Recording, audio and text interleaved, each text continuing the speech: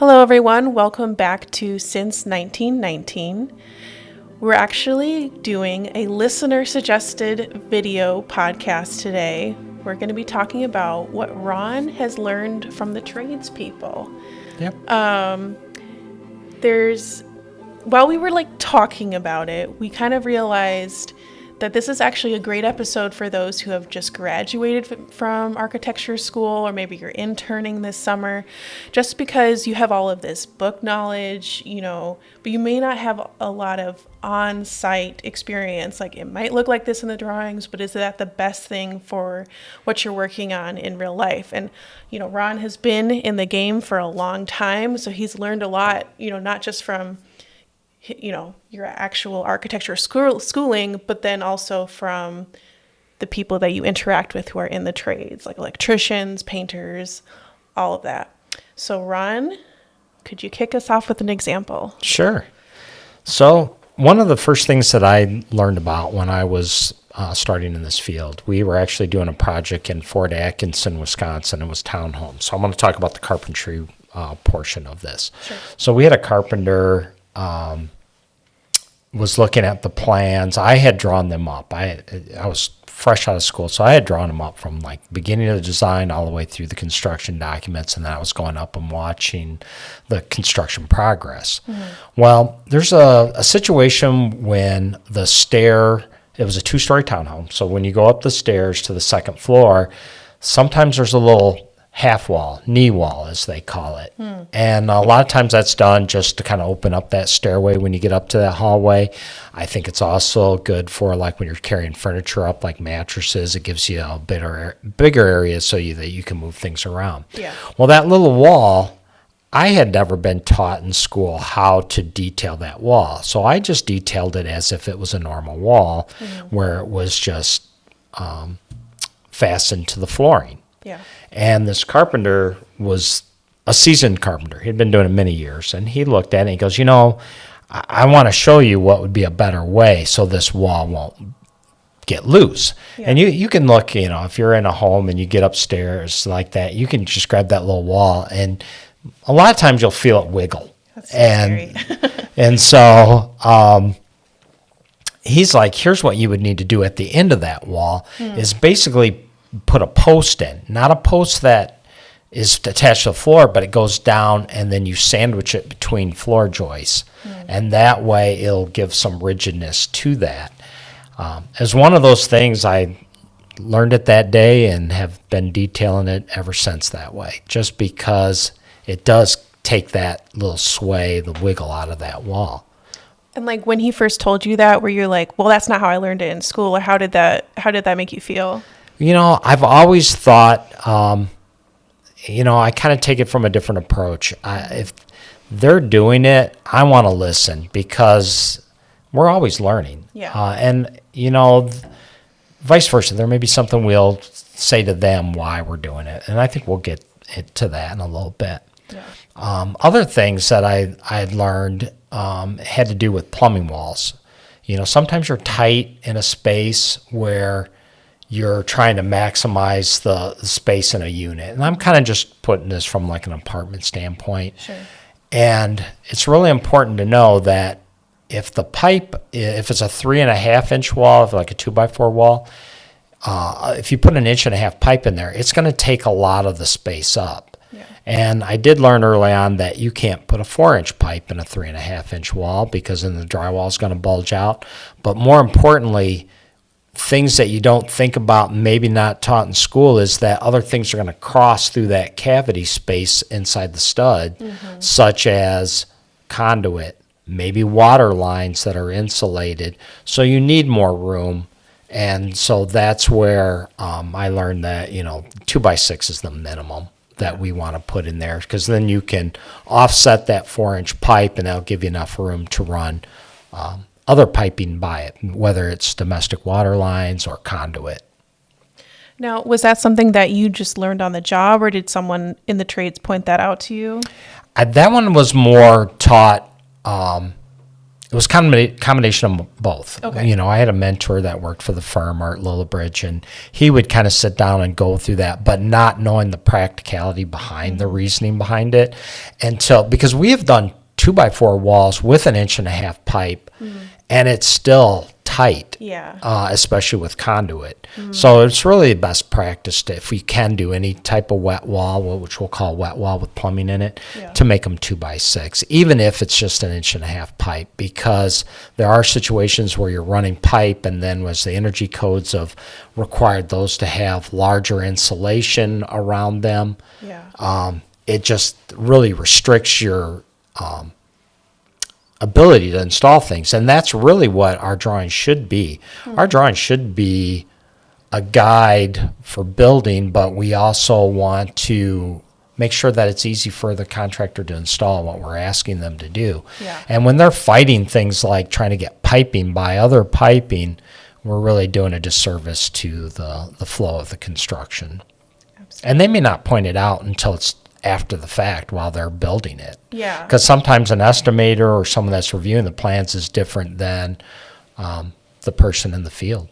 Yeah, exactly. So we've kind of covered, changes that you've made in the field based on other people's expertise or like what you learned on the job. But there are times when something might be pointed out to you, but you got to stand your ground and you got to stick to what you have in your drawings. Can you talk about that a little bit? Yeah, definitely. So there's things like, we'll show certain details, and they're done for various reasons. One, they may be completed because this is how we think it should be detailed. Secondly, it may be code driven. Or third, it may be a combination of code and requirements for fire rating. Now, I want to listen to any tradesperson if they think there's a better way and we meet the intent of the code or the fire rating. Now, we had a project in Arizona. We were doing an assisted living. We were doing a steel framed construction. It was cold form steel framing, which was steel studs, steel roof joists, and the local authority having jurisdiction, the plan reviewer, said we had to fire rate the beams that these things were going to be, our trusses were going to connect to. And one of the ways to do that was with intumescent paint. And intumescent paint is a coating on the steel structure that will give it the required fire rating. How it operates, it expands, it's a unique product. But this inspector required us to do all four sides of the beam, every surface of the beam. But then we were going to have trusses bearing on it. And to make a connection of the truss to the steel beam, we had to make sure that fire coating was all the way through. Now that created a problem for the contractor who says, hey, I'm not going to coat the top of the beam so I can make my connections. And that's where we had to stand our ground and say, no, you're going to have to do it. Now, whether or not they chipped it off when they put the truss on there to install it, but, that's a portion of standing our ground. I think other things that we really need to stand our ground on is things that are dealing with accessibility. Absolutely. So there are some things where if you look at the accessibility codes, it's really rigid on dimensions. Like it says a toilet. Now, some codes are now starting to give you some leeway, but depending on which one you're doing, if you're using the Uniform Federal Accessibility Code, which is for HUD-funded projects, now they will allow ADA as well, but then that's American Disabilities Act, so just got to get our acronyms out of the way. And UFAS, did I say it stands for Uniform Federal Accessibility Standards? And it's all kind of based on some previous codes.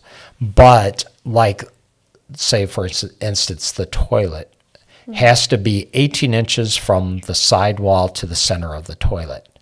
It's not 17 and a half. It's not 17 and 3/4. It's 18 inches. And there's a lot of times where they're doing the rough ends and it'll look odd, and then you'll measure it and it'll be, like I said, 17 and a half inches. Now, plumber and everyone's going to say, what's the difference, 18 inches? Well, the strict interpretation of the code, it has to be 18 inches. So that toilet has to move a little bit. Now, they do sell some offset rings and stuff to do that, but it's stuff that we have to stand firm on, because if there were ever a person there that filed a complaint, it's going to come back to, well, your drawings say 18 inches. It was installed at 17 and a half. Why didn't you make them move it? Yeah. And that's where we have to stand our ground on things like that. Yeah. So again, you're meeting code, you're trying to, best serve your end user, all these different things where it's like, maybe you could, maybe not meet it exactly, but you have to. It's that important. And then could you also mention, during our pre-interview, you said something along the lines of, if you don't install something correctly, it could void the warranty.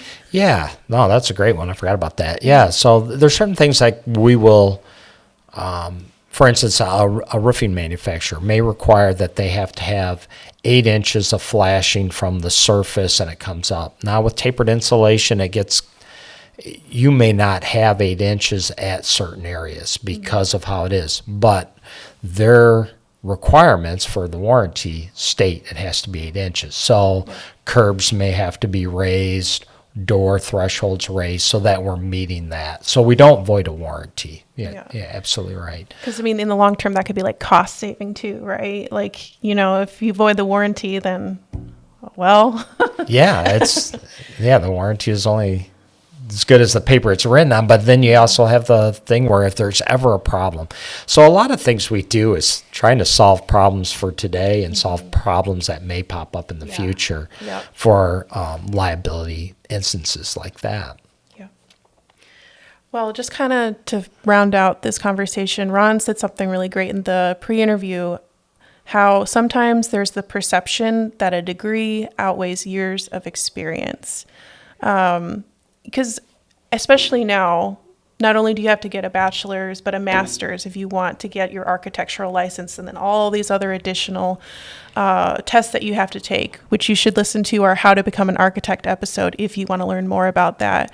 But talking with Ron about this ahead of time, we were just talking about different characteristics that you kind of have to adopt, like ego versus humility, being willing to learn. Do you want to add anything more to that, Ron? Yeah, definitely. I think a lot of times we'll draw a detail because, one, it's how we're taught or how we think it should go. Yeah.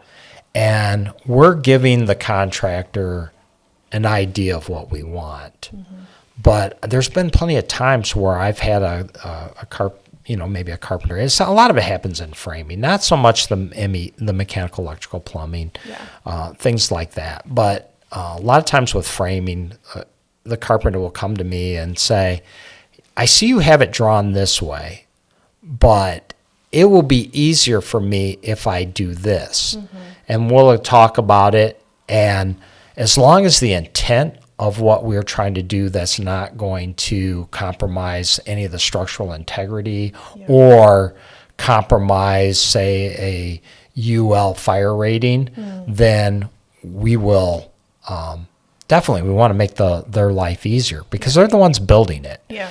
We're giving them a guide and they are building it, but there may be a better way of doing it. Yeah. We ran into this recently at an office building remodel we were doing. Mm-hmm. And we came across an unforeseen condition where there was this 2-story wall that was basically being held up with the drywall. Mm-hmm. They had cut out a portion of the bottom of it.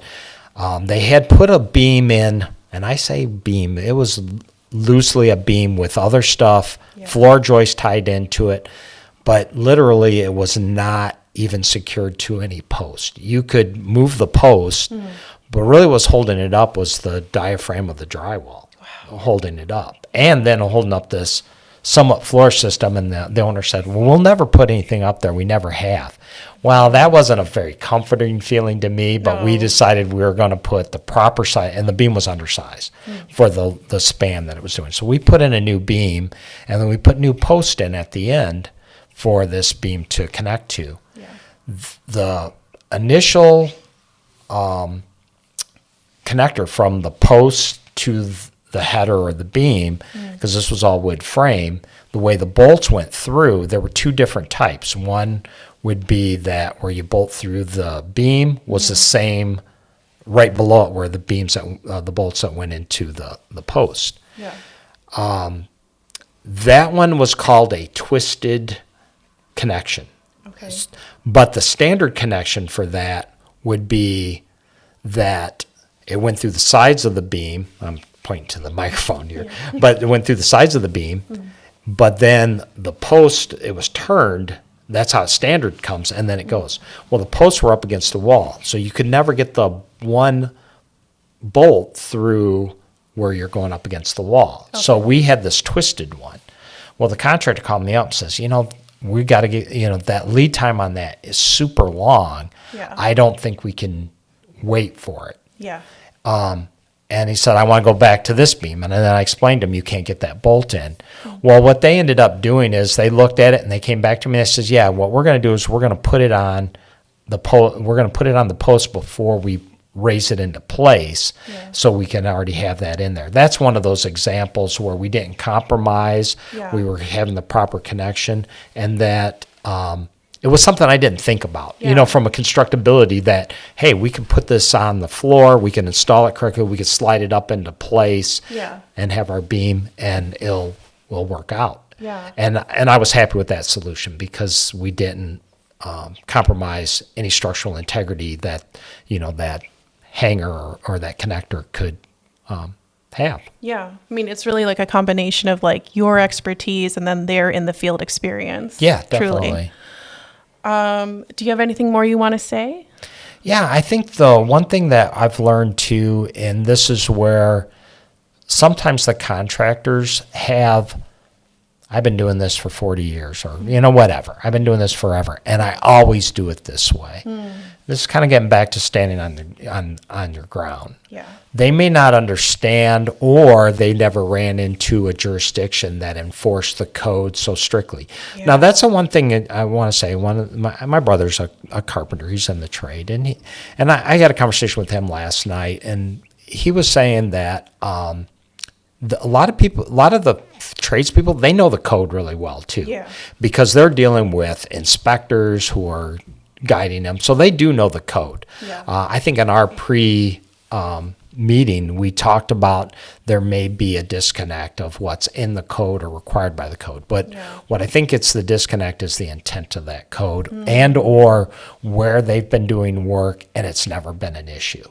Like I've done it this way for 30 years. And when we point out and say, well, here's the reason why we have to do it this way. And a lot of it had to do with fire caulking or, when a pipe goes into a fire rated wall. I've had contractors say, well, I'm just going to fire caulk it. And then we have some details that we have shown in our drawings or in our specs that say, no, we need, here we go with that word, intimesic collar, so that if that pipe being PVC or a plastic type pipe that would melt, that hole wouldn't be left there because the fire caulk would just be around the pipe, and the intimesic collar would end up swelling that hole and closing it, so it would keep the fire rating of the wall partition. And that's where we run into that perception of like, I've always done it this way. Why are you making me do it this way? And that's one of those things. But I think really it's, if you don't have an open mind and that you can learn from the people in the field. I had one embarrassing one. It was early in my career, and it had to do with a 3-way light switch. Okay.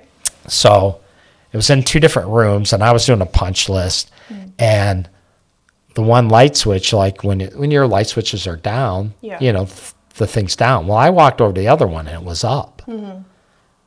And so I'm like, oh, you got to reverse this so it's down, so it's in the off position. And the electrician walked over and he clicked it down and the lights went on. And he walked all over to the other end where that other switch is, which is the 3-way switch, and he flipped it up and the lights went off. I actually felt pretty stupid. but the point was,